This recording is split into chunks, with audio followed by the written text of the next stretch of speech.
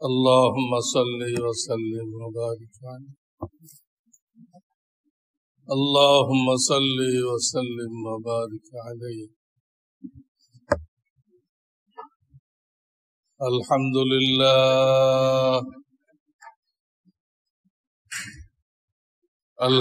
لله وكفى وسلام على عباده الذين اصطفى أما بعد فأعوذ بالله من الشيطان الرجيم بسم الله الرحمن الرحيم يا أيها الذين آمنوا اتقوا الله وكونوا مع الصادقين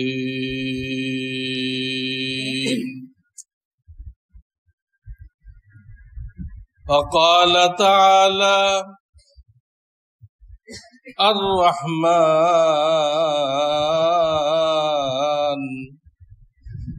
فاسأل به خبيرا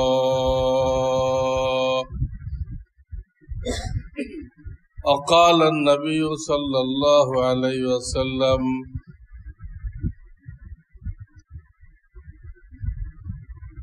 الجليس الصالح خير من الوحدة وقال النبي صلى الله عليه وسلم الناس على دين خليله فلينظر عمن يخالله أو كما قال النبي صلى الله عليه وسلم الحمد لله ثم الحمد لله আল্লাহ রাব্বুল আলামিন আমাদেরকে রমজানের 30 রোজা আদায় করার পরে আর এক মুবারক মাস দান করেছেন যা এখন চলতেছে। এটার নাম হলো শাওয়ালুল মুকাররম। শাওয়ালুল মুকাররম, মুকাররম মানে সম্মানিত, সম্মানিত শাওয়াল।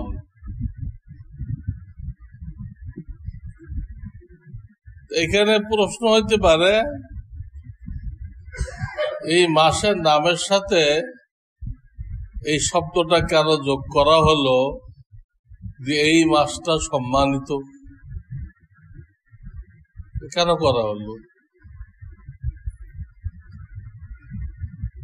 এর সহজ সরল উত্তর হলো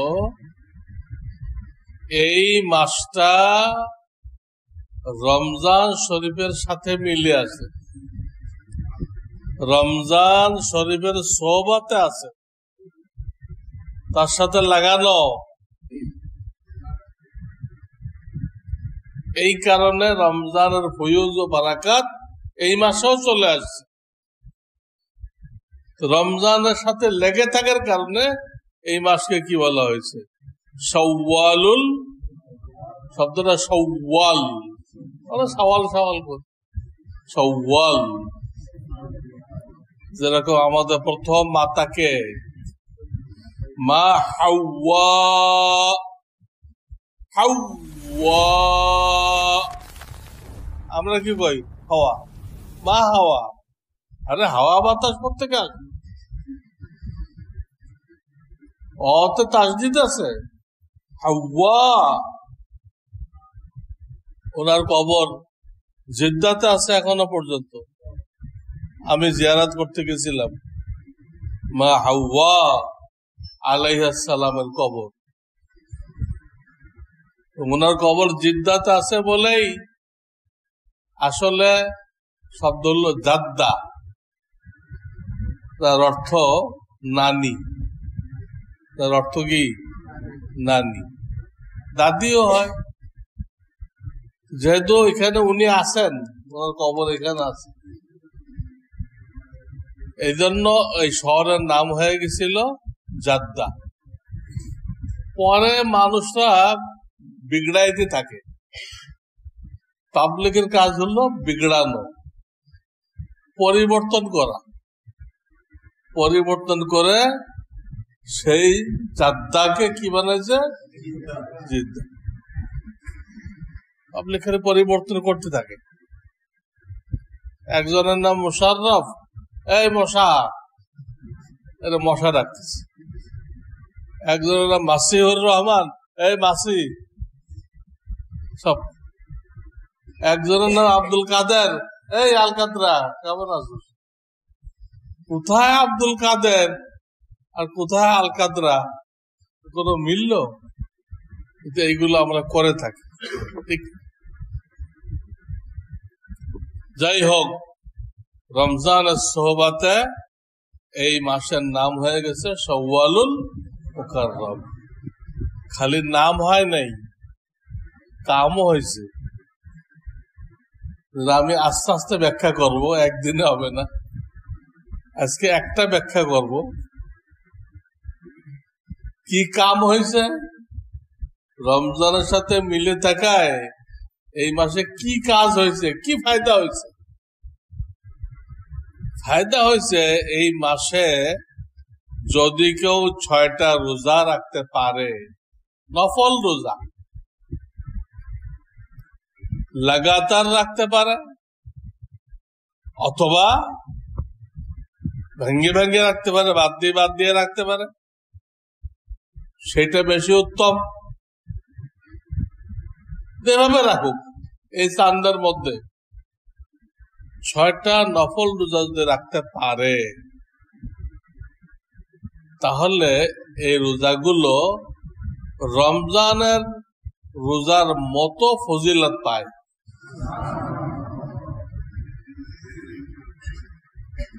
এই জন্য একটা হাদিসের মধ্যে আসছে, প্রিয় নবীজি সাল্লাল্লাহু আলাইহি সাল্লাম বলেন, মান সামা রমাযান সুম্মা আতবা'হু সিত্তাম মিন শাওয়াল কানা কাসিয়ামিদ দাহর।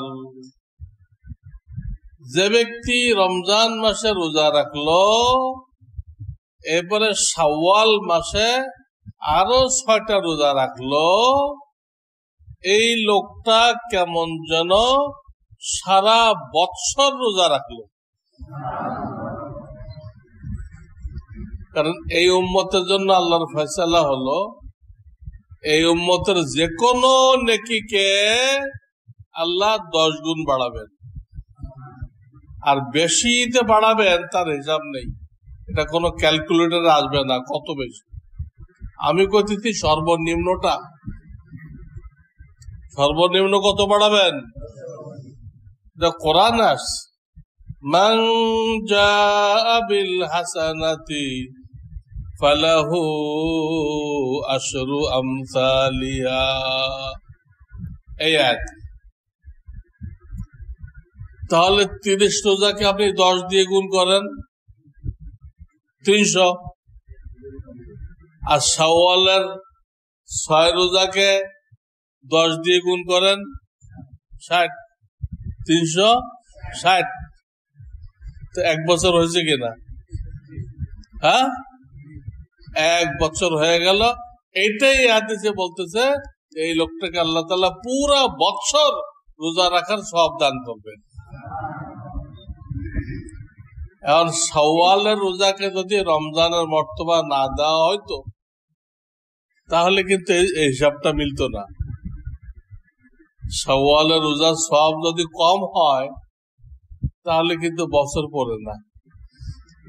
এখানে বছর পুরার কথা বলা হইতেছে, তাহলে এই 6টাকেও রোজার সওয়াবের মর্তবা আল্লাহ দিচ্ছেন বলে এই কথা বলা সহি হয়েছে, সে পুরা বছর রোজা রাখে।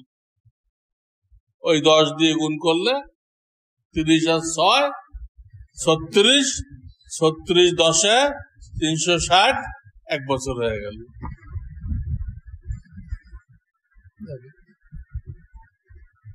তাহলে এই মাসটা রমজানের সাথে মিলে থাকার কারণে এর যে নফল রোজা, এই রোজার মর্তবা আল্লাহ ফরজ রোজার মতো দিচ্ছেন না, তা না দিলে তো হিসাব মেলে না। 1 বছরের রোজার সব পাবে, এই কথাটা মিল হয় না।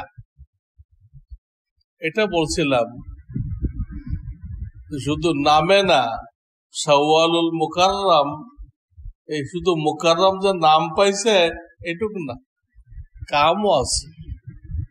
যে নফল রোজাগুলো ফরজ রোজার মতো হয়ে গেছে যে কোনো মুসলমানের জন্য, যে কোনো মুসলমানের জন্য এই ফজিলত আল্লাহর হাবিব বলে গেছে। কাজে আমরা এই রোজার নিয়ত করি, এই রোজার নিয়ত করি। আর এখান থেকে শিক্ষা যেটা পাইলাম, গত জুমাতে আমি করোনা ভাইরাসের শিক্ষা বয়ান করেছিলাম। আপনারা যারা ছিলেন আপনারা শুনছিলেন করোনা ভাইরাসের শিক্ষা। বিশ্ব স্বাস্থ্য সংস্থার তো কোনো স্টেশন দেখতেছি না। আগে কইছিল 3 ফুট দূরে থাকতে হবে, 3 ফুট। তো তাদের কথা মতো আমাদের শরিয়ত চেঞ্জ করা হলো, নাউজুবিল্লাহ। ইহুদিদের কথা মতো আমাদের শরিয়ত চেঞ্জ করা হলো। যে মসজিদের কমিটি হলরা বর্তমান সরকারের সাথে দল হিসেবে জড়িত, তারা তো ফরজ হিসেবে পালন করছে। ফরজ মানে মারামারি লাগাই দিচ্ছে, মারামারি লাগাই দিচ্ছে। কিন্তু তারাই এখন বলতেছে 2 রকমের রেওয়ায়ত আসছে, বিশ্ব স্বাস্থ্য সংস্থা থেকে 2 রকম রেওয়ায়ত আসছে। এক রেওয়ায়তে আসছে এই ভাইরাসটা একজন থেকে আরেকজন পর্যন্ত 18 ফুট দূরে পর্যন্ত এফেক্ট করতে পারে। আর এক রেওয়ায়তে আসছে 20 ফুট পর্যন্ত এফেক্ট করতে পারে। তাহলে এতদিন যে 3 ফুট নিয়ে মারামারি করলো, 3 ফুট দূরে দাঁড়াইলো, তাহলে এখন কি করবে? এখন 20 ফুট দূরে দাঁড়াইতে হবে। মসজিদের এক এক কাতারে 2 মাথায় 2 জন, প্রত্যেক কাতারে 2 মাথায় 2 জন এভাবে দাঁড়াইতে হবে। এগুলো আমাদের ইসলামকে বিগড়াই দেওয়ার জন্য ইহুদিদের ষড়যন্ত্র। পয়লা দিন থেকে পড়ে আসছে ষড়যন্ত্র, প্রথম দিন থেকে। যেদিন থেকে করোনা শব্দটা অস্তিত্ব লাভ করছে সেদিন থেকে আমি বলতেছি ষড়যন্ত্র। কেন ষড়যন্ত্র আমি ব্যাখ্যা এখনো দেই নাই, সেই ব্যাখ্যা আরো ভবিষ্যতে দিবে। এটা তো ইসরায়েল আর যুক্তরাষ্ট্র মিলে করছে, আর উহানের কিছু ডাক্তার খরিদ করে ওদেরকে দিয়ে বলাইছে যে আমাদের এখানে কিছু ভাইরাস পাওয়া গেছে। বলানো হয়েছে যাতে ওরা যে করছে এটা গোপন থাকে।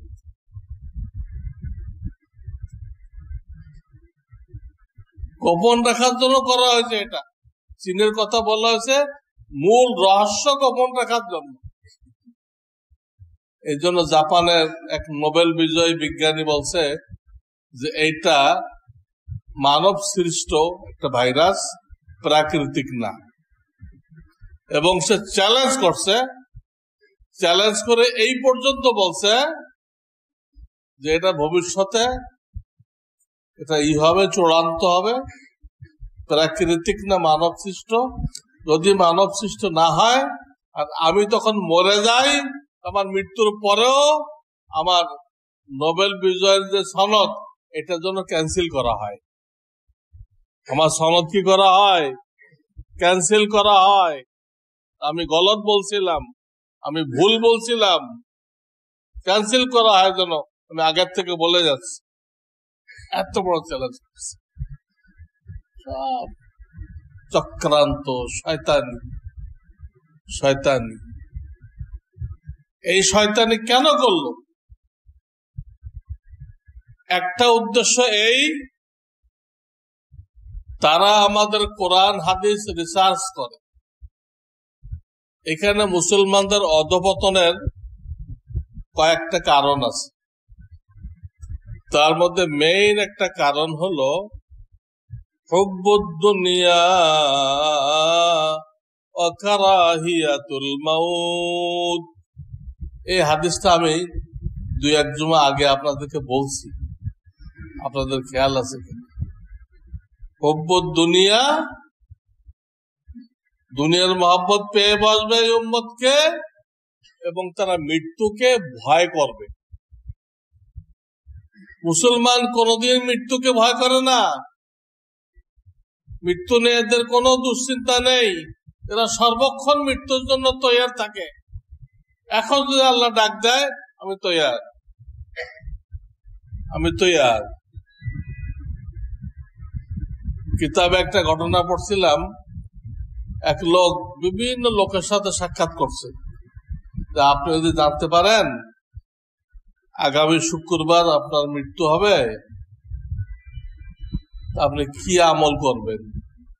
বা আজকে আপনার মৃত্যু হবে, আপনি জানতে পারলেন, তা আপনি কি আমল করবেন?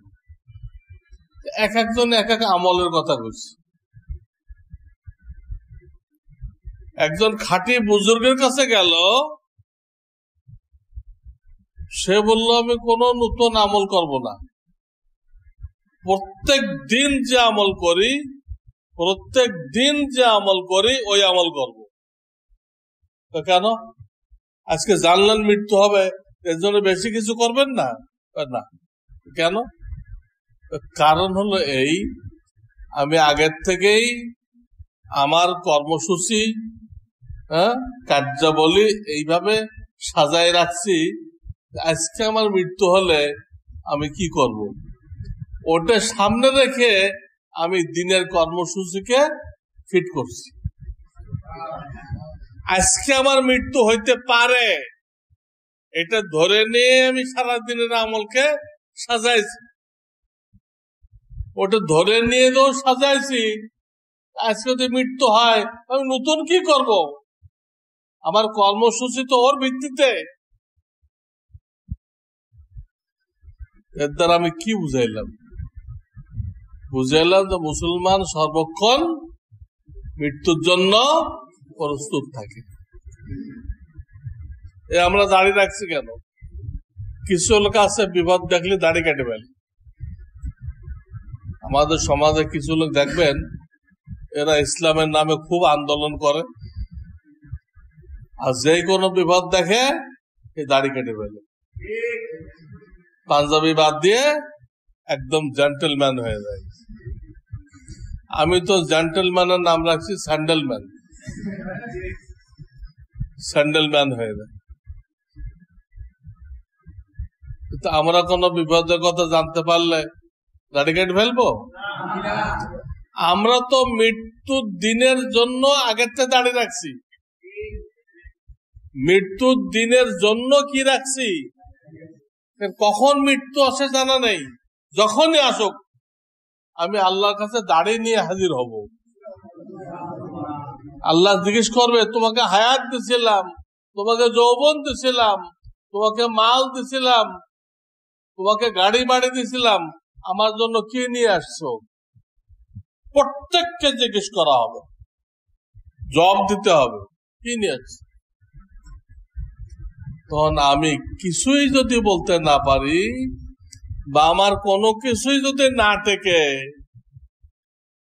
ইখলাস নেই, ইখলাস নেই, তোমার এটা বাতিল। সবই যদি নষ্ট হয়ে যায়, তখন আমি দাড়ি পেশ করব, এ আল্লাহ কিচ্ছু আনতে পারিনি, আমি এইটুক আনছি, আমার চেহারাকে তোমার হাবিবের চেহারার মতো বানাইছি। আমার দাড়ি এক মুষ্টি আছে, আমার মোষ কি আছে, ছোট আছে, আমি এটা নিয়ে আসছি। এই জন্য আমরা আগে তো দাড়ি রাখছি, কাজে এটা কাটা যাবে না। কাটলাম, সেদিন মৃত্যু এসে গেল, তা আমি কি নিয়ে যাবো? তাহলে হাসর ময়দানে উঠবো দাড়ি ছাড়া। যে দাড়ি কাটা অবস্থায় মারা যাবে, দাড়ি কাটা অবস্থায় হাসরের ময়দানে উঠবে, কি নিয়ে উঠবে? রসুলের সামনে কি নিয়ে দাঁড়াবে? আমি আপনার উম্মত, আপনার ফলোয়ার, আপনার অনুসারী। কিসের অনুসারী? দেখেন দাড়ি কেন রাখছে? দাড়ি মৃত্যুর জন্য রাখছে। মৃত্যুর জন্য দাড়ি নিয়ে যেতে পারে, এবং আল্লাহর সামনে কিছু পেশ করতে না পারলে দাড়িকে পেশ করবে। তো তোমার হাবিবের চেহারার মতো চেহারা নিয়ে আসছে, আর হাবিবের চেহারার মতো চেহারা নিয়ে গেলে সেই ব্যক্তিকে আযাব দিতে আল্লাহ শরম পান। আপনার ছেলের চেহারার মতো একটা ছেলে আসছে, আপনার মায়া লাগবে না? হুবহু তো হয় না, হুবহু হয় না, কিন্তু মোটামুটি কাছাকাছি। আপনার ছেলে হয়তো মারা গেছে, আর এই ছেলেটা কোনো কারণে আপনার কাছে আসছে, আপনি তো কান্দেই দিবেন না, আমার ছেলের মতো এই ছেলেটা, কত মায়া করবেন, আদর করবেন, আমার ছেলের মতো। বাবা তোমাকে দেখতে আমার ছেলের মতো লাগে, বলবে না? তো দুনিয়াতে দেখা যেতেছে আমার ছেলের মতো একটা ছেলে সামনে আসলে মায়া লাগবে। তাহলে আল্লাহর হাবিব, যিনি আল্লাহর কাছে সবচেয়ে প্রিয়, তার চেহারার মতো চেহারা বানায় কেউ যদি আল্লাহর সামনে যায়, আল্লাহর কি মায়া আসবে না? আল্লাহর মায়া আসবে। ওই মায়ার কারণে আল্লাহ তাকে আযাব দিবেন না, বলবেন এই লোকটাকে আযাব দিতে আমার শরম লাগে, এটা আমার হাবিবকে বেইজ্জত করা হয়। এতে মুসলমান মৃত্যুর জন্য তৈয়ার, মুসলমান মৃত্যুকে ভয় করেন। মুসলমান মনে করে মৃত্যু হলো সেতু বন্ধন, ব্রিজ। আমি যে কষ্ট করে আমল করতেছি, এর তো বিনিময় চাই আল্লাহর কাছে। এই 30টা দিন না খেয়ে থাকলাম, এর বিনিময় চাই না? এই নামাজ পড়তে কষ্ট হয় না? শীতকালে ফজরের নামাজে উঠতে কষ্ট হয় না? যাকাত দিতে কষ্ট হয় না? হয় না? এত কষ্ট করে মাল অর্জন করা কি সহজ? রাত দিন একাকার করে ফেলতেছে, সেই মালের যাকাত দেওয়া কত কঠিন। হজ করা কি কঠিন না? হজ করে দেখেন তো, হজ কতটুকু শক্তি লাগে। আমাদের দেশে তো বুড়া বুড়া লোকেরা দেয়, কিচ্ছু হওয়া যায় না। মিনা, মুজদালেফা, আরাফা যে টয়লেটে লাইন লাগে, এক এক টয়লেটে বিরাট লাইন।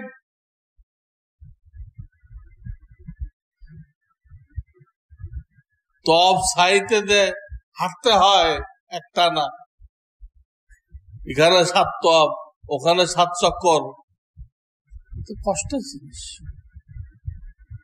এই কষ্টের কাজগুলো কেন করতেছে? আল্লাহ থেকে বিনিময় নেওয়ার জন্য, জান্নাত নেওয়ার জন্য।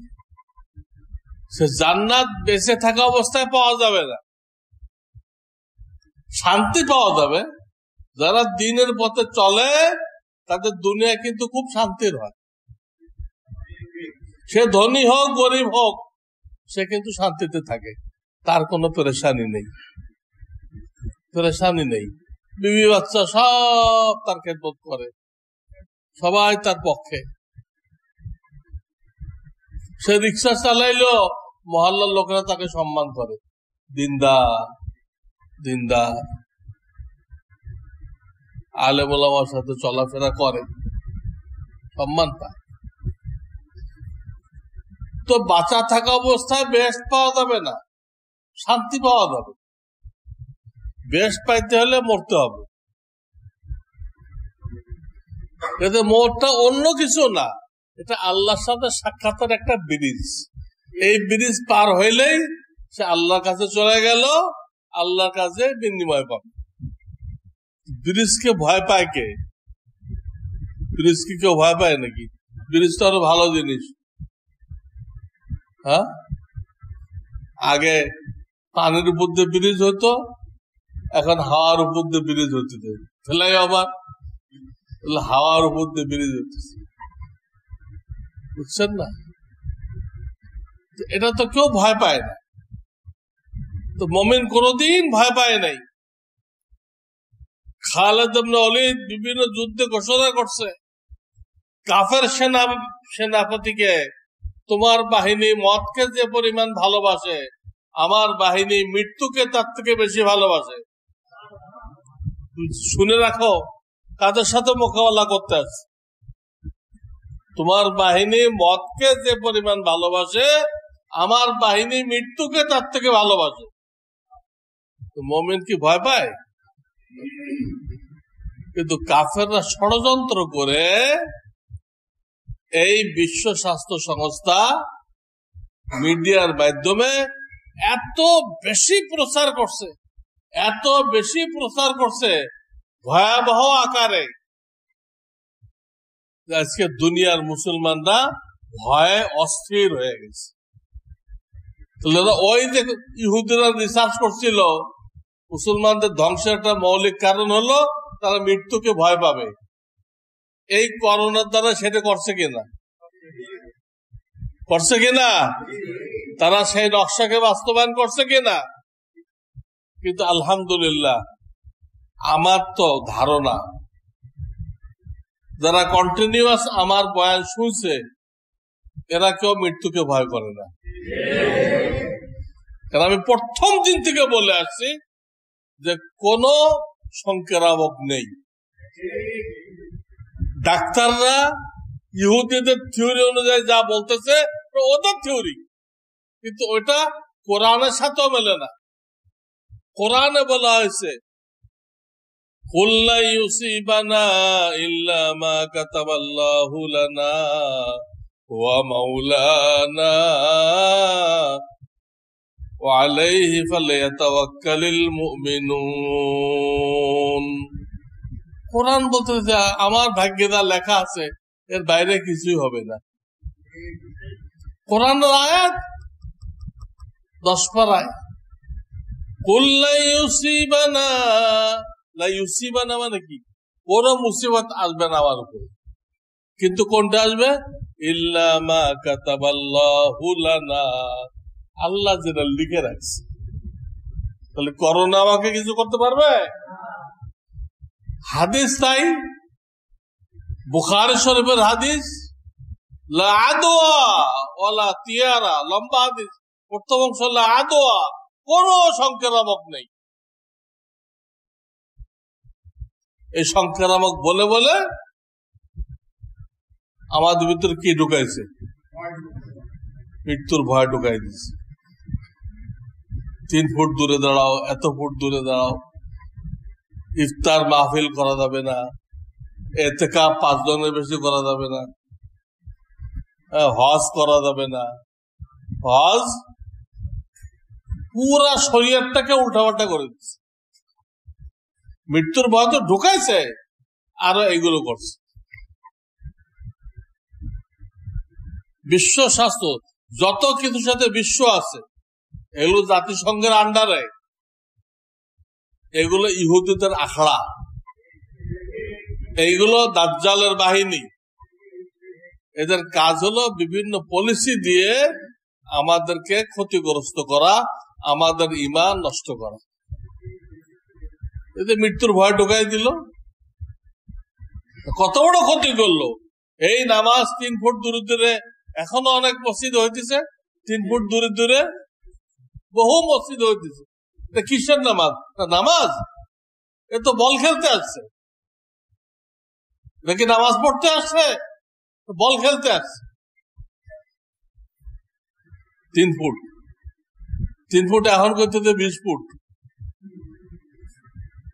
কোন আগামাতা আছে?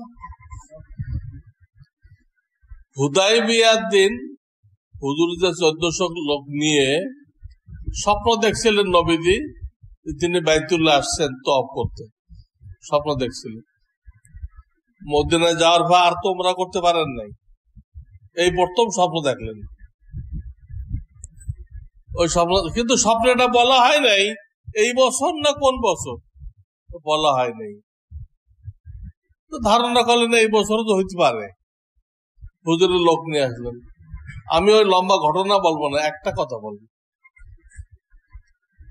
ওনারা হুদায়বিয়ায় এসে বাধাগ্রস্ত হয়ে গেল, কাফেররা আটকায় দিল। ওই দিন রাত্রে বৃষ্টি হলো। ফজরের নামাজের পরে নবীজি একটা বয়ান দিলেন, বয়ান। সেই বয়ানে বলেন, এই যে বৃষ্টি হলো, এই বৃষ্টির পরে কিছু লোকের ঈমান বেড়ে গেছে, কিছু লোক বেঈমান হয়ে গেছে। সাহাবারা জানতেছেন হুজুর কেমনে এটা? বলল, যারা বলেছে এই বৃষ্টি আল্লাহর রহমত, আল্লাহর পক্ষ থেকে হয়েছে, এই বৃষ্টি আল্লাহর রহমত, আল্লাহর পক্ষ থেকে হয়েছে, তাদের ঈমান বেড়ে গেছে। আর যারা বলেছে যে অমুক নক্ষত্র পরিবর্তন হয়ে অমুক খানে গেছে, নক্ষত্রের এই পরিবর্তনের কারণে এই বৃষ্টিটা হয়েছে, তারা সব কি হয়ে গেছে? বেঈমান হয়ে গেছে, সব বেঈমান হয়ে গেছে। বৃষ্টি তো একটাই, কারো ঈমান বেড়ে গেল, কারো ঈমান নষ্ট হয়ে গেল। করোনা তো একটাই, কিন্তু করোনা দিয়ে কারোর ঈমান বেড়ে গেছে। আমি করোনাকে সংক্রামক মনে করি না, তার ঈমান বেড়ে গেছে। আর সংক্রামক মনে করে, তাদের ঈমান কি হয়ে গেছে? নষ্ট হয়েছে। সবচেয়ে বেশি নষ্ট হয়েছে ডাক্তারদের, এটা পড়ছে, পড়ে বিশ্বাস করছে, আর একদিকে কোরআন পড়ে নাই, ওরা সবসময় মৃত্যুকে ভয় পায়। একদম হাসপাতাল বন্ধ করে, ঘরের দরজা বন্ধ করে বসে গেছে। আমি গত জুমায় বলছি করোনার 5টা শিক্ষা, তার মধ্যে একটা শিক্ষা বলছিলাম, কোন গর্ভবতী মেয়েকে গাইনি ডাক্তাররা নিচ্ছে না, চেক আপে রাখতেছে না, ফলো আপে রাখতেছে না, রুগী দেখতেই রাজি নাই, দরজা বন্ধ। তারা সব হাসপাতালে গেটে বাচ্চা হইতেছে, ভ্যানের উপরে বাচ্চা হইতেছে। কাজে বাচ্চা হওয়ার নর্মাল প্রসেস সিজার না, নর্মাল প্রসেস স্বাভাবিক ভাবে হবে। এটা কোরআনের আয়াত দ্বারা প্রমাণিত। বলছিলাম কিনা, সুম্মা সাবিল ইয়াসসারা। আল্লাহর কি মেহরবানি, আমার বয়ানের 1-2 দিন পরেই হাইকোর্ট থেকে আইনে নোটিশ জারি হয়ে গেছে। জানি না ওই অ্যাডভোকেট আমার বয়ান শুনছে কিনা। হ্যাঁ, আইনে নোটিশ জারি হয়ে গেছে যে এদেরকে সেবা দিতে হবে, না দিলে রিট করা হবে, ওই ডাক্তারদের সনদ ক্যান্সেল করে দেওয়া হবে। আমার তো মনে আছে আমার কথা। তারপরে কিন্তু হাইকোর্টে এটা হয়েছে, তার আগে হয় নাই। তার আগের সময় বয়ান করছিলাম, এত নম্বর আয়াতে আছে, মসজিদ খুলে না দিলে তার থেকে বড় জালেম আর নেই। ওই বয়ান দেওয়া 2-1 দিন পরেই মসজিদ খুলে দিচ্ছে। জানি না বয়ান শুনছে কিনা, কিন্তু ঘটছে, বাস্তবে এটা বাস্তবে ঘটছে। যাই হোক, তারা কামিয়াব হয়ে গেছে। ইহুদিরা ষড়যন্ত্র করে কামিয়াব হয়ে গেছে, কামিয়াব হয়ে গেছে। আমাদের মধ্যে মৃত্যুর ভয় ঢুকাই দিছে, আমাদের ইবাদত বন্দেগী নষ্ট করে দিছে, আমাদের শরীয়তকে নষ্ট করে দিছে। এজন্য মনে রাখবেন, যত বিশ্ব আছে, জাতিসংঘের আন্ডারে যত প্রতিষ্ঠান আছে, সবগুলো ইহুদিদের রাখা। সবগুলোর উদ্দেশ্য হলো আমাদের ইসলামকে ধ্বংস করা, মুসলমানদেরকে ধ্বংস করা, মুসলমানদেরকে কাফের করা। কোরআনের অনেক আয়াত আছে, আমার কথা নয়। ওয়াদ্দু লাউ তাকফুরুন, তারা চায়, মনে প্রাণে চায় তোমরা কাফের হয়ে দাও। কোরআনের আয়াত, ওয়াদ্দু লাউ তাকফুরুন কামা কাফারু, যেমন তারাও কি হয়ে গেছে, কাফের হয়ে গেছে। ফাতাকুনু সাওয়া, তখন তোমরা সমান সমান হয়ে গেলে, ওরাও কাফের তোমরাও কাফের, ওরাও কাফের তোমরাও কাফের। বুঝছেন না? এক শিয়ালের লেজ কাটা গেছিল, তখন সে একটা আন্দোলন শুরু করলো কোন শিয়ালের জন্য লেজ না থাকে, তার লেজ নেই। তখন সে আন্দোলন শুরু করলো এবং বললো এটা হলো আধুনিকতা, লেজ থাকাটা হলো বর্বরতা। আসলে ওটাতে নেই, এটা কইতে রাজি নেই। তো ওরা নিজের তো জাহান্নামে হয়েছে, ওরা চায় যে আমাদেরকে কেমনে জাহান্নামে নেবে। আমাদেরকে জাহান্নামে নেওয়ার জন্য এই যত বিশ্ব খাদ্য, বিশ্ব স্বাস্থ্য, জাতিসংঘ যা আছে সব এই কাজের জন্য। মুসলমানদের চান্দায় চলে আর মুসলমানদেরকে ধ্বংস করে। মুসলমানদের কোনো খবর নেই, এলেম কালাম নেই, কোরআন পড়ে না, হক্কানি উলামাদের সোহবতে যায় না, কোত্থেকে জানবে? এই করোনার আরো মারাত্মক পরিণতি সামনে আসতেছে। সামনে ভ্যাকসিন আসতেছে, ভ্যাকসিন কি আসতেছে, ভ্যাকসিন আসতেছে। এটাকে বাধ্যতামূলক করা হবে। হজে যাবেন ওই ভ্যাকসিন দিতে হবে, যে কোনো দেশে যাবেন ওই ভ্যাকসিন দিতে হবে। ওই ভ্যাকসিনের মূল কাজ হলো ওই ভ্যাকসিন যারা নিবে তাদের মধ্যে সন্তান উৎপাদনের ক্ষমতা নষ্ট হয়ে যাবে। ওটার জন্য ফিল্ড, ওই ভ্যাকসিন সবাই যাতে নেয়, করোনার ভয় সবাই যাতে ওই ভ্যাকসিন নেয় এবং মুসলমানদের সন্তান উৎপাদন নষ্ট হয়ে যায়, এই ক্ষমতা নষ্ট হয়ে যায়, ওটা হলো চূড়ান্ত টার্গেট। ওটা হলো কি চূড়ান্ত টার্গেট। ওটা সামনে আসতেছে, আমাদেরকে বাধ্য করা হবে, আমরা হজে যেতে পারবেন। শয়তানরা দেখেন কিভাবে এক একটা জিনিস নাটকের মতো সাজায় সাজায় পুরো বিশ্বের উপরে চাপাই দেয়। এই জন্য বলছি দাজ্জালের বাহিনী, দাজ্জালের ফিতনা সারা বিশ্ব জুড়ে হবে, এদের ফিতনাও কি পুরা বিশ্ব জুড়ে হইতেছে। আল্লাহ আমাদেরকে বুঝবার তৌফিক দান করুন। তো শাওয়ালের শিক্ষা এই, রমজানের সোহবতে থাকার কারণে এই মাস এত ফজিলাত হয়ে গেল, এর নফল রোজাগুলো ফরজ রোজার মতো হয়ে গেল। এর দ্বারা শিক্ষা কি? আমরা যদি দিনদার হইতে চাই, আমাদের কোন হক্কানি শেখ, হক্কানি আলেম তাদের সোহবত অবলম্বন করতে হবে, এর কোনো বিকল্প নেই। ওই বই পড়ে পড়ে দিনদার হওয়া যায় না। আল্লাহওয়ালা হওয়া ফরজ আইন। কসদুস সাবিল লিখছে আল্লাহওয়ালা হওয়া কি, কসদুস সাবিল পড়েন, মাওলানা তানবীর লেখা কসদুস সাবিল, যেটাকে আপনারা বলেন সিরাতে মুস্তাকিম, জান্নাতে যাওয়ার সহজ রাস্তা। ওটা আরেক আরবি হলো কসদুস সাবিল। এটা বাংলা হয়ে গেছে, ইমদাদিয়া লাইব্রেরির বাংলা করছে। প্রত্যেক মুসলমানের জন্য আল্লাহওয়ালা হওয়া ফরজ। আল্লাহওয়ালা হওয়া হবে কেমনে? আল্লাহওয়ালা সোহবতে গেলে, তার কথা মানলে আল্লাহওয়ালা হবে। সহজ রাস্তা, সহজ রাস্তা। যার সোহবতে যাবেন তাই হবেন। এই জন্য আল্লাহ কোরআনের বহু আয়াতে এই সোহবতকে বাধ্যতামূলক করছেন। ইয়া আইয়ুহাল্লাযীনা আমানুত্তাকুল্লাহ, হে ঈমানদারগণ আল্লাহকে ভয় করো। অকুনু মাস সাদিকিন, আল্লাহ ওয়ালাদের সাথে ওঠা বসা করো, তাদের সাথে সম্পর্ক রাখো, তোমার অবস্থা জানাও, আমার রাগ বেশি হুজুর, আমার ভিতরে হিংসা বেশি, আমার ভিতরে তাকাব্বুর অহংকার আছে, আমি ফাঁক পাইলেই পরনারী দেখি। কেউ বোঝে না, কিন্তু উনি কিন্তু রুমালে তলা দিয়ে দেখতেছেন সব। ইয়ালামু খাইনাতাল আয়ুন, আল্লাহ বলতেছেন আমি চোখের খেয়ানত জানি। ইয়ালামু খাইনাতাল আয়ুন, আইনুন মানে চোখ, তার বহুবচন আয়ুন, চোখের খেয়ানত আমি জানি। ইয়ালামু খাইনাতাল আয়ুন ওয়া মা তুখফিস সুদূর, তুমি দিলে কি পরিকল্পনা করতেছো, কি গুনার চিন্তা করতেছো, পরিকল্পনা বানাইতে তো সব আমি জানি, সব লিখে রাখতেছি।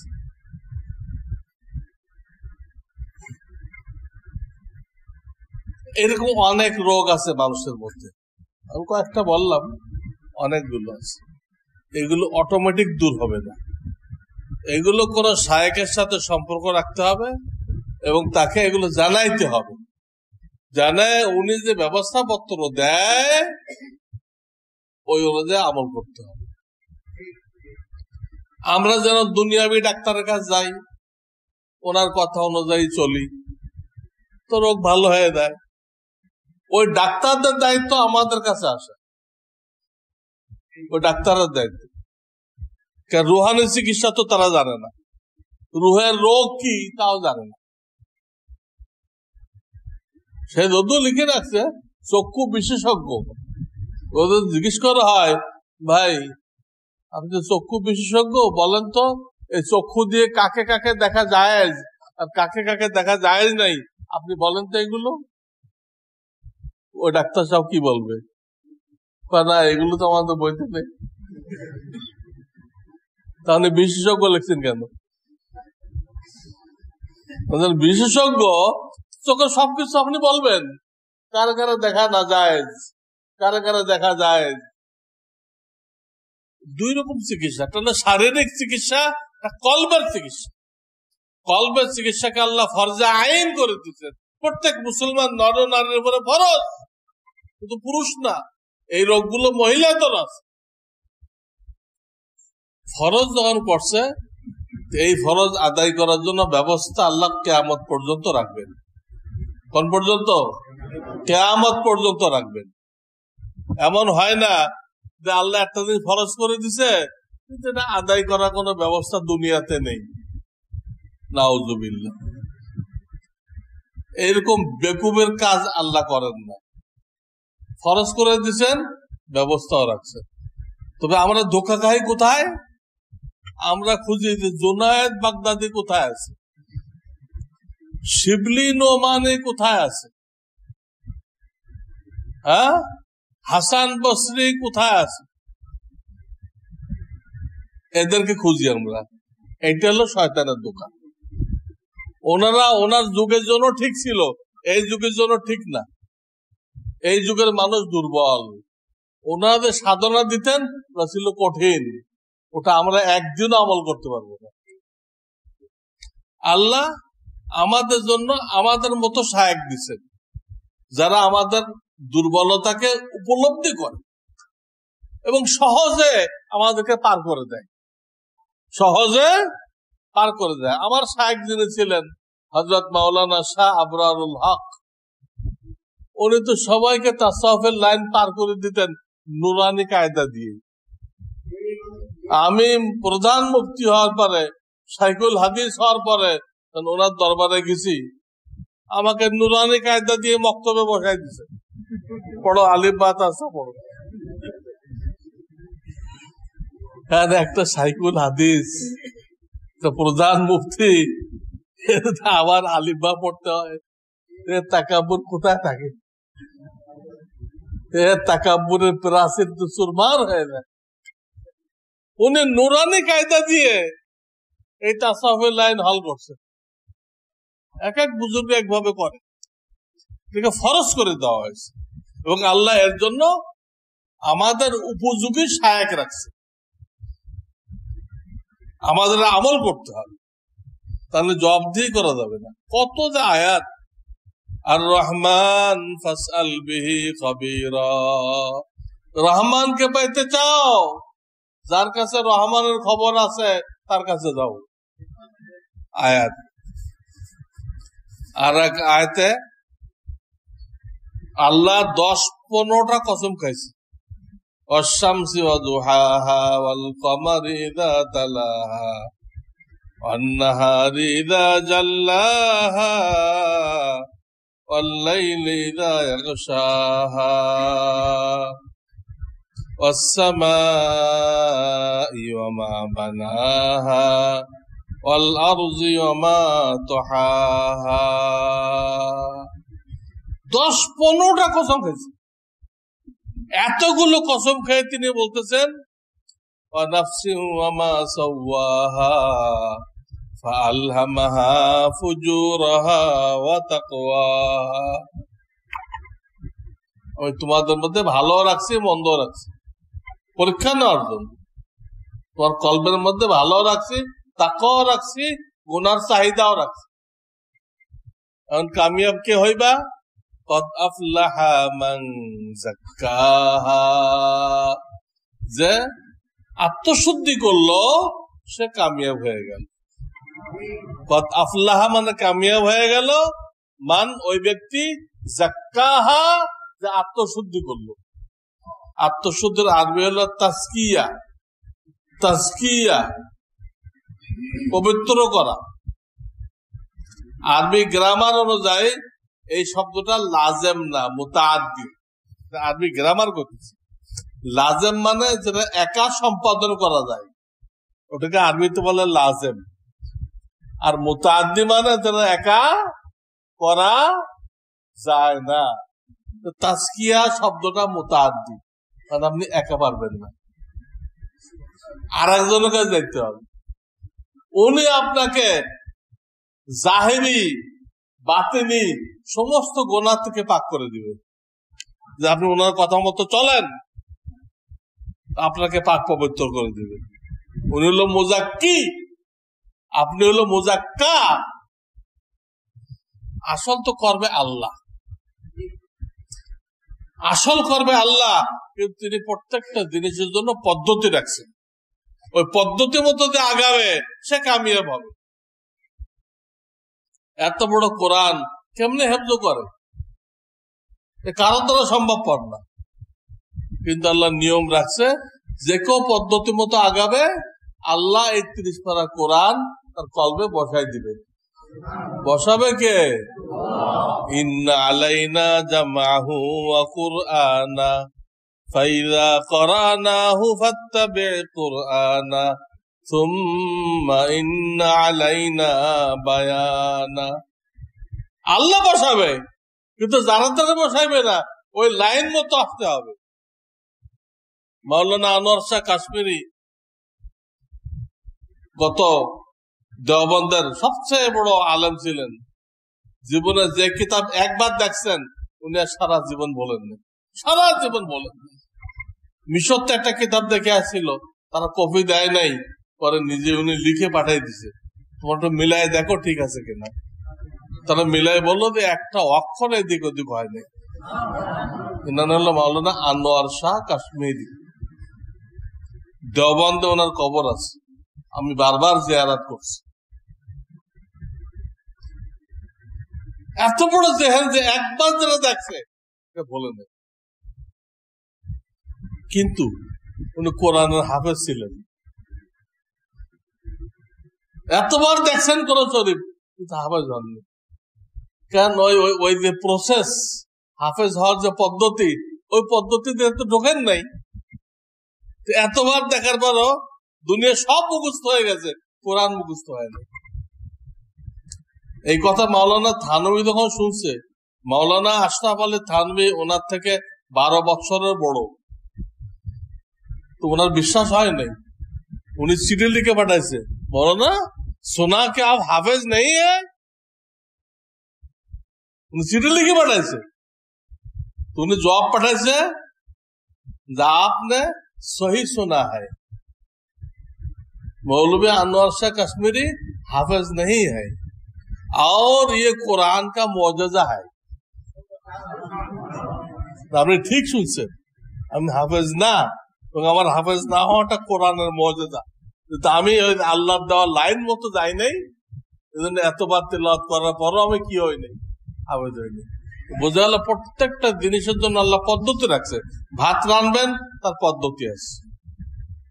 চাউলের মধ্যে পানি দিতে হবে, আর না ভাত হবে না। চাউল ভাজি হবে না, মুড়ি হবে না, খই হবে, একটা কিছু হবে, ভাত হবে। প্রত্যেকটা জিনিসের পদ্ধতি রাখছে, ওই পদ্ধতি অনুযায়ী আসতে হবে, আর না হবে না। ঠিক আত্মশুদ্ধির জন্য তিনি পদ্ধতি রাখছেন। কোন আল্লাহ আল্লাহ কাছে যায়, তোমার নিজের চাহিদাকে মিটাই দাও, তোমার বুঝকে মিটাই দাও, তার অনেক কথা তোমার বুঝে আসবে না, মেনে নিবে, ওর মধ্যে কামিয়াবি। বড়দের অনেক কথা বুঝে আসে না, কিন্তু ওর মধ্যে কি থাকে। বাদশাহ আওরঙ্গজেবের জামানায় এক পুলিশ অফিসার একটা মেয়ের উপরে আসক্ত হয়ে গেছে। ও টার্গেটে রাখছে, যেদিন বিয়ে হয়েছে, ও তো ক্ষমতা আছে, বিরাট ক্ষমতা বলে সে অর্ডার জারি করছে, এই মেয়ের পালকি প্রথম রাত আমার বাড়িতে থাকবে, অর্ডার জারি করছে। তারপরে স্বামীর বাড়িতে যাবে।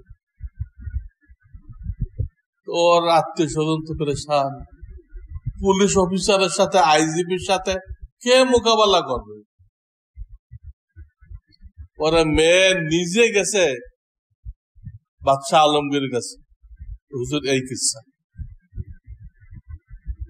তুমি বলছো হ্যাঁ, তোমার এক রাত ওনার কাছে থাকা উচিত। তো মেয়েকে তো হুজুর বলেন কি আপনি এটা? बोले बेटी तुमको एक रात रहना चाहिए। तो मैं আরো আশ্চর্য হতে আপনি আমাকে বেটি বলতেছেন। বেটি মানে প্রিয় মেয়েকে বেটি বলা হয়, প্রিয় মেয়ে তোমার থাকা উচিত। তো মেয়ে বলতেছে আপনি আমাকে মেয়ে বলতেছেন, আপনি নিজের মেয়ের ব্যাপারে এটা বরদাস্ত করবেন? স্বামী ছাড়া আরেকজনের কাছে এক রাত থাকবে, বরদাস্ত করবে? আপনি বরদাস্ত করবেন? তখন আলমগীর বলল, দেখো আমি বাদশাহ, আমার কথা তোমাকে মানতে হবে, তোমাকে এক রাত ওনার কাছে থাকতে হবে, এরপর তোর কোনো কথা চলে। মহিলা নৈরাশ হয়ে চলে আসছে, কি করবে? তার বুঝে আসছে কি করলো, এত বড় দিনদার বাচ্চা, উনি আল্লাহওয়ালা ছিলেন, বাচ্চা আলমগীর আল্লাহওয়ালা ছিলেন। তার কিতাব দেখে আমরা ফতোয়া দেই, ওনার কিতাবের নাম ফতোয়া আলমগীরিয়া, আর এক নাম ফতোয়া হিন্দিয়া। আল্লাহওয়ালা ছিলেন, অনেক বড় আলেম। এত বড় আলেম ক্ষমতার কেউ বসছে কিনা আল্লাহ জানে। আগের যুগে বসছে, পরের যুগে আর এত বড় আলেম বসে না। এখন যারা ক্ষমতায় বসে এরা তো সূরা ফাতিহাও পড়তে পারবে না, ফাতিহা পড়তে গেলেও দাঁত ভেঙে দেবে। হেলিকপ্টার নিয়ে ঘুরে এসে কইছে এক মন্ত্রী, কোনো ক্ষয়ক্ষতি হয় নাই বাংলাদেশে, কোনো ক্ষয়ক্ষতি। আর এক মিডিয়াওয়ালা হেলিকপ্টার নিয়ে ঘুরে এসে কইছে 30টা গ্রাম সম্পূর্ণ পানির নিচে তলানো। তাহলে ওই মন্ত্রীর কি হাল হবে? আমাদেরকে কারা নেতৃত্ব দিচ্ছে দেখেন তো। হেলিকপ্টার নিয়ে ঘুরে এসে রিপোর্ট দিচ্ছে কোনো সমস্যা হয় নাই, সবার ঘর বাড়ি ঠিক আছে। এটা হাদিসে আসছে যে বুবা, অন্ধ, বধির এরা তোমাদেরকে কর্তৃত্ব করবে, দেশ পরিচালনা করবে। এই ধরনের লোকেরা দেশ পরিচালনা করবে। তো এর থেকে আর কি অন্ধ হইতে পারে? হেলিকপ্টার নিয়ে এসে কইল যে কোনো ক্ষয়ক্ষতি হয় নাই, আর এরা এসে করলো যে 30টা গ্রাম পানির মধ্যে। দেখেন তো বাদশার কথা তো বাদশাই বুঝছি কেন কইছে, এটা হিকমত কি। তো ঠিকই, তা তখন বিয়ে হয়েছে, তো পালকি ওই পুলিশ অফিসারের ঘরে গেছে, যেহেতু বাদশাহটা বলে দিত ওই মেয়েকে তোমার পয়লা রাত তার কাছে থাকা উচিত। গেছে, এটাতে কি হেকমত, কি ভেদ, তা তো উনি প্রকাশ করে নাই, তাহলে তো কাজ হবে না। ভেদ আগের তো বলে দিলে কাজ হয়। এখন পুলিশ অফিসার খুশি ঠেলায় বন্ধু বান্ধবরা খুবই গিফট দিচ্ছে, খুব গিফট, এমনকি বাচ্চার কাছেও নজরানা নিয়ে গেছে, হুজুর আমি খুব একজন সুন্দরী মহিলাকে পাইছি বিবি হিসেবে, গিফট নিয়ে আসছে। তখন বাচ্চা এই কথা শুনে বাচ্চা আলমগীর তাদের দিচ্ছে একটা থাপ্পড়। এই পুলিশ অফিসারকে বাচ্চা আলমগীর এইরকম থাপ্পড় দিছে, মাথা ফেটে গেছে, এইরকম থাপ্পড় দিছে, ওর একদম স্বাদ মেটাই দিছে। এখন প্রশ্ন হলো, উনি মেয়েটাকে বাধ্য করলো কেন থাকতে হবে? প্রশ্ন হয় না, এটা নাজায়েজ কাজ, হারাম কাজ, এটা বাচ্চা করতে বললো কেন? এর কারণ এটা, উনি আসলে যাচাই করতে চাইছিল মেয়েটা পুলিশ অফিসারের বিরুদ্ধে যে অভিযোগ করলো সত্য না মিথ্যা। মিথ্যা তো হইতে পারে, মিথ্যা অভিযোগ তো হইতে পারে, এটা সত্য না মিথ্যা যাচাই করার জন্য উনি কইছে তোমার এক রাত থাকতে হবে। ওই এক রাত থাকতে হলে ওর আগেই যাচাই হয়ে যাবে যে এই মেয়ের অভিযোগ সত্য না মিথ্যা। তো সত্য প্রমাণ হয়ে গেল, মহিলারা ওই পুলিশ অফিসারের কাছে কি করা লাগলো না, রাত কাটানো লাগলো না। এখন বুঝে আসছে কেন কইছিল তোমার থাকা লাগবে, উদ্দেশ্য বাস্তবে দেখা আসলে এর পালকি ওই বাড়িতে যায় কিনা, যদি যায় তাহলে এই মেয়ের অভিযোগ কি। কিন্তু আগে তো ভেদ খোলে নাই, তখন কি আপনারা বুঝছেন কেন কইছে? যতক্ষণ আমি ব্যাখ্যা না দিলাম যে কেন কইছে, ততক্ষণ আপনারা বুঝছেন। বড়রা অনেক কথা এরকম বলে যার ভেদ বুঝে আসে, কিন্তু আপনি যখন বুঝছেন যে লোকটা হক্কানি, নিশ্চয় আমাকে গুনার কথা বলবে না, তার কথার মধ্যে কোনো হিকমত আছে। পীরের দরবারে আপত্তি করা যায় না। হযরত হাফিজ হুজুর বলতেন, যে ছাত্র উস্তাদের কাছে প্রশ্ন করে না আর যে মুরিদ শায়েখের কাছে প্রশ্ন করে, এই দুটোটা ছাগল, একে মাঠে নিয়ে যাও ঘাস খাইতে। যে ছাত্র উস্তাদের কাছে প্রশ্ন করে না আর যে মুরিদ শায়েখের কাছে প্রশ্ন করে, একটা করে না একটা করে, এই দুটা উনি বলছেন ছাগল, একে মাঠে নিয়ে যাও ঘাস খাইতে। উস্তাদের কাছে কিতাব যখন বুঝে না আসবে প্রশ্ন করতে থাকতে হবে। যারা শায়েখ মানা হয়েছে, চিকিৎসা মানা হয়েছে, তার এটা বললে হবে না হুজুর আমাকে এই চিকিৎসাটা কেন দিলেন, একটু সহজ দেওয়া যেত না? তাকাব্বরের কথা কইছে, হুজুর আমার খুব তাকাব্বর, কইছে তুমি ফজরের আগে উঠে বাথরুম ধুয়ে দেবা, মসজিদের বাথরুম ধুয়ে দেবা। উনি খতিব, ওনাকে বাথরুম ধুইতে হবে, ওরা তো বিরাট কঠিন মনে হচ্ছে। হুজুর সহজ করা যায় না, ওরে মাঠে পাঠাই দিতে, সহজ তালাশ কর, সহজ তালাশ কর। পেশাবার যা জেহেনে আসবে তোমার চিকিৎসার জন্য ওটা মানতে হবে, ওটা মানলে তোমার চিকিৎসা হবে। এক লোকের রাগ বেশি ছিল, মাওলানা থানবীকে জানাইছে, মাওলানা থানবী বলছে তোমার এলাকায় অমুক কাপড়ের দোকানদার আছে, তার দোকানে তুমি 3 দিন সকাল থেকে সন্ধ্যা পর্যন্ত বসে থাকবা, কোনো কাজ নেই, কিচ্ছু বলবা না। তার কাপড়ের দোকানে তুমি সকাল থেকে সন্ধ্যা পর্যন্ত 3 দিন বসে থাকবা, তাহলে দেখো তোমার রাগ কমে কিনা। ও বসে রয়েছে, আর ওর কাপড় বেচার তরিকা দেখছে, এক একটা লোক আসতেছে 10টা 20টা কাপড় খোলাই দিছে, খুলে একটাও নেয় না, চলে দিচ্ছে। ও লোক আবার কষ্ট করে ভাঁজ করে রেখে দিচ্ছে। আর ওর মনে মনে যা রাগ হইতেছে, আমি হলে এই খরিদ্দারের থাপ্পড়টা দিয়ে নিতাম। তোমার 20টা কাপড় খোলাইলা আর একটাও নিলা না। এরকম সারা দিন হইতেছে। এই দৃশ্য 3 দিন পর্যন্ত দেখছে, দেখে তার উপরে এইরকম প্রভাব বিস্তার করছে যে তার রাগ দূর হয়ে গেছে। 3 দিন পরে মাওলানা থানভী জানাইতে কইছে, জানাইবা কি হয়েছে? হুজুর আমার রাগ চলে গেছে। এই লোকের হালাত দেখে, এই কাপড়ের দোকানদারের হালাত দেখে আমার রাগ চলে গেছে। এই জন্য চিকিৎসা কি এমনি হয়? শুধু বয়স হলে হয়ে যাবে না, হালাত জানাইতে হবে, চিকিৎসা নিতে হবে। কারণ আপনি ডাক্তারের কাছে, ডাক্তারের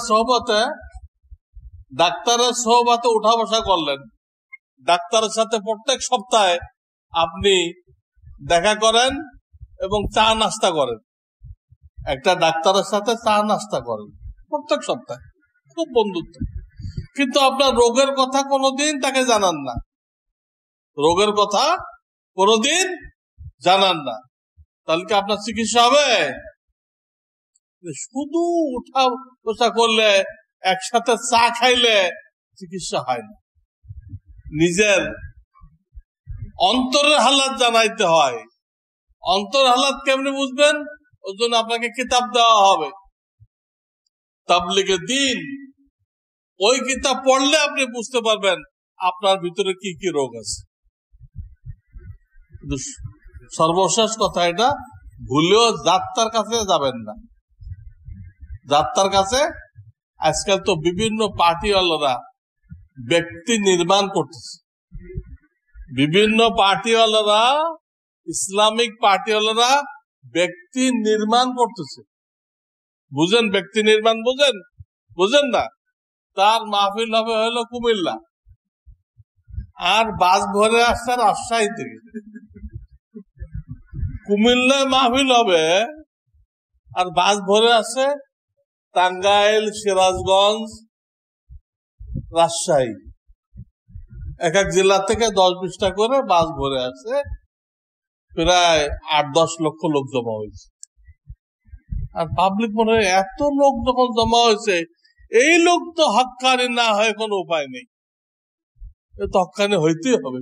10 লক্ষ লোক জমা হয়েছে, অথচ পুরাটাই ওই ইহুদিদের মতো বানোয়াট, ইহুদিদের মতো সাজানো। আমার শায়েখ একবার যাত্রা বাড়িতে বেশি লোক দেখে চলে গেছিলেন রাগ হয়ে, এত লোক আসছে।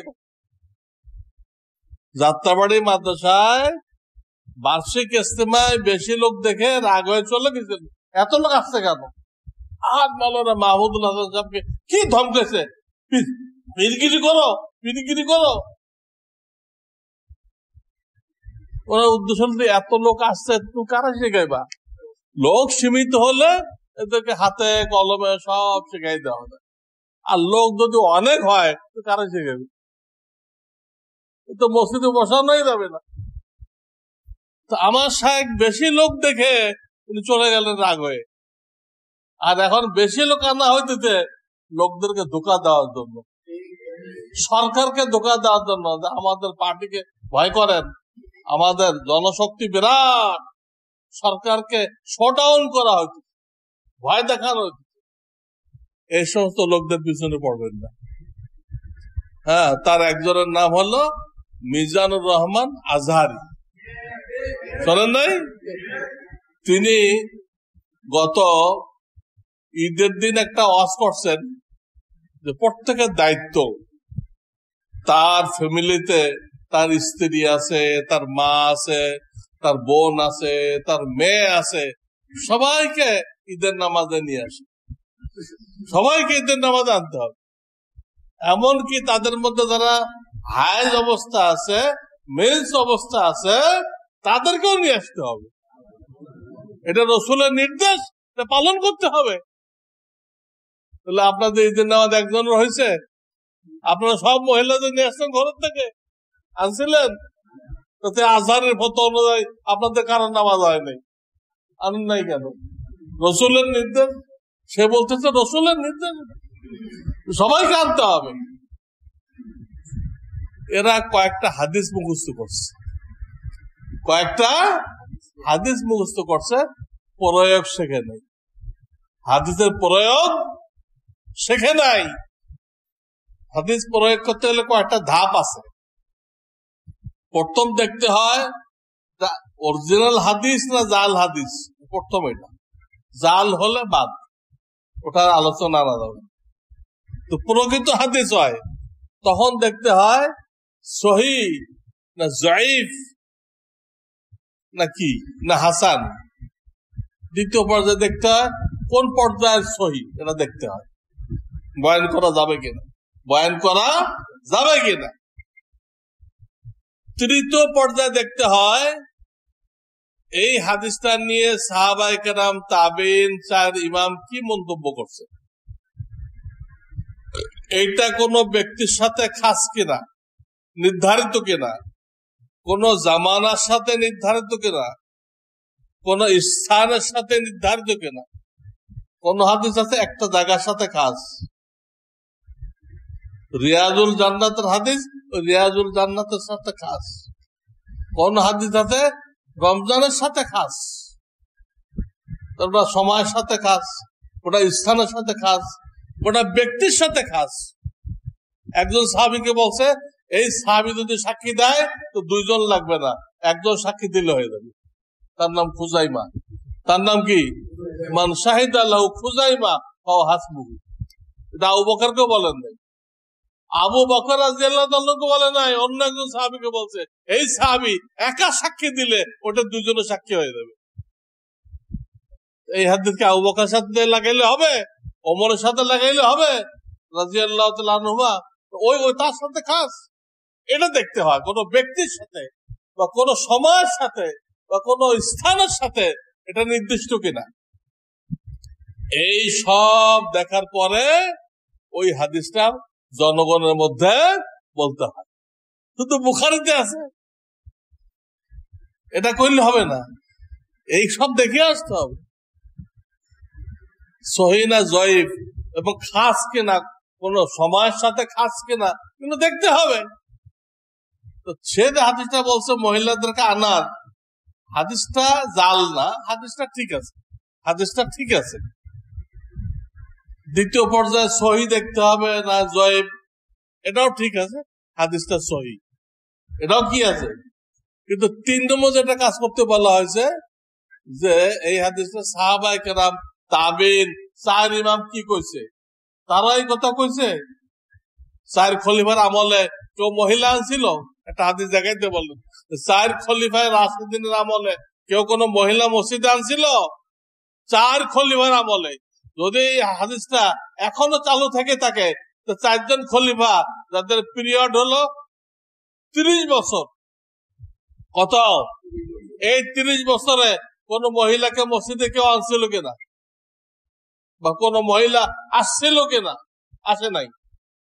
তাহলে বোঝা গেল এই হাদিসটা ইসলামের শুরু জামানায় ছিল, যখন পুরুষরাও সব হুকুম হাকাম জানতো না, তখন মহিলাদের মসজিদে আসার অনুমতি ছিল, জুমাতে আসার অনুমতি ছিল, আবার ঈদের নামাজে যাওয়ারও একদম শুরু ইসলামে। কিন্তু পুরুষরাই জানে না, স্বামীর থেকে শিখবে, স্বামীই তো জানে না। কিন্তু পরে যখন মসলা জানাজানি হয়ে গেছে, হুজুর মহিলাদেরকে মসজিদে আসতে মানা করছে, জুমাতে মানা করছে, ঈদে মানা করছে, সব জায়গায় মানা করে দিচ্ছে। তাহলে এক জামানা ছিল, পরে নিষেধ হয়ে গেল, আপনি এখন বলতেছেন কেন? ছিল, এক জামানা ছিল, কিন্তু পরবর্তী জামানায় নিষেধ হয়ে গেছে। 4 খলিফার আমলে কেউ ঈদের নামাজে মহিলাদেরকে যাইতে বলে নাই, সেই হাদিস আপনি এখন বলতেছেন কেন? আপনি কি ফেতনা করতে চান? আপনি কাদের এজেন্ট?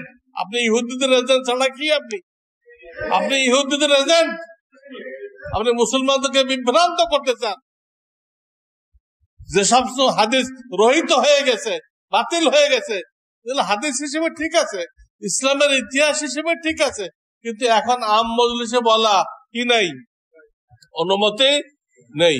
আম মজলিস শুধু ওইগুলো বলতে হবে যেগুলো বহাল আছে, যেগুলো টিকে আছে। সে এখন ওই হাদিস শোনাই দিতে, উদ্দেশ্য কি?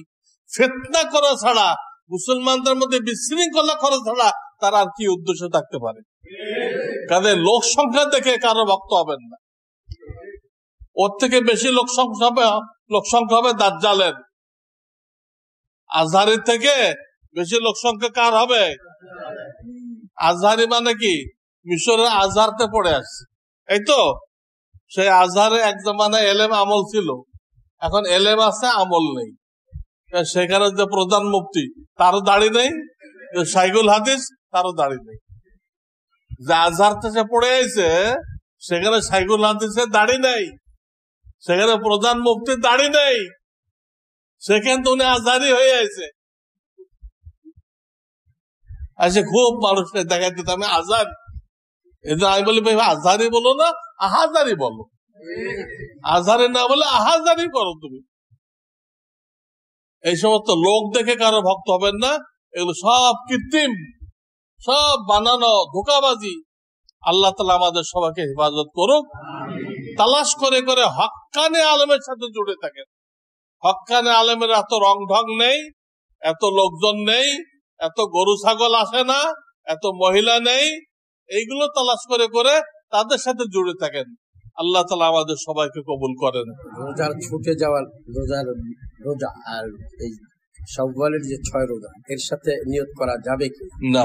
আলাদা করতে হলে কোনটা আগে করবে, এটা একটা বিষয়। এই ভাই প্রশ্ন করছে, কারণ রমজানের কিছু রোজা ছুটে গেছে, সে শাওয়ালের রোজার সাথে মিলায়ে একসাথে আদায় করতে পারবে কিনা? পারবে না। রমজানের কাজা রোজা আর শাওয়াল একসাথে হবে না। 2 নম্বর, আগে কাজাটা আদায় করতে হবে। আগে কি করতে হবে? কাজাটা আদায় করতে হবে, তারপরে শাওয়ালেরটা আদায় করতে হবে। ওয়া আখিরু দাওয়ানা আনিল হামদুলিল্লাহি রাব্বিল আলামিন।